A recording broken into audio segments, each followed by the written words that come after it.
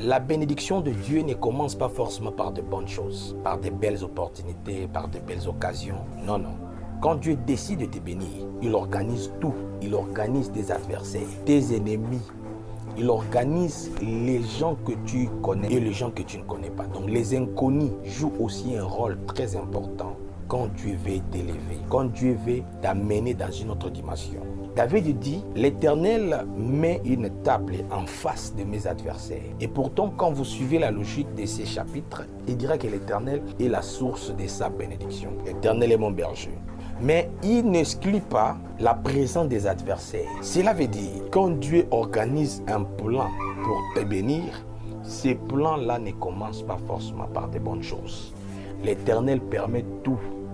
Oui, frère, Dieu peut permettre les humiliations, les tentations, les trahisons, les déceptions, tout justement pour te bénir. Alors frère, écoute ces messages. Dieu fera en sorte que tu puisses identifier les vrais et les mauvais amis, les vrais frères et les faux frères. L'ascension de Joseph a commencé par une histoire dramatique où ses propres frères se décident non seulement de le vendre, mais ils se décident de tuer leur propre sang. Vous pouvez imaginer ça. Vous êtes frères par le sang, oui, mais vous n'avez pas de même cœur. C'est ainsi Dieu fera en sorte que tes amis te trahissent, que tes frères te trahissent, que les gens t'abandonnent. Même la personne qui prenait soin de toi t'abandonnera parce que Dieu fera en sorte que tu puisses comprendre les bons et les mauvais. Parmi les disciples directs de Jésus, ici je parle des 12 apôtres, vous allez vous rendre compte que peu d'entre eux ont écrit le Nouveau Testament. Ils aimaient Jésus en tout et pour tout. Il y a Pierre, il y a Jean, ainsi de suite. Parce que quand Jésus-Christ traversait sa mauvaise période, ces disciples-là ont distingué. Il y avait la présence de Jean et la présence de Pierre.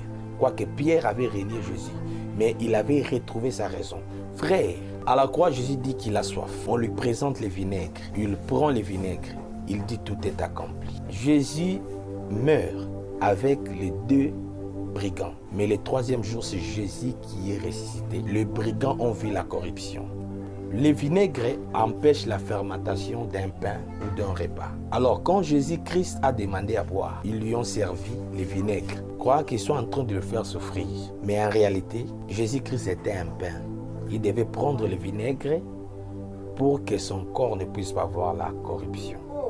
Et voilà qu'il était ressuscité avec le même corps. Ici, je parle dans les plans prophétiques. J'aimerais vous dire une chose, frère. Tout ce que les adversaires feront contre toi vont contribuer pour ton élévation.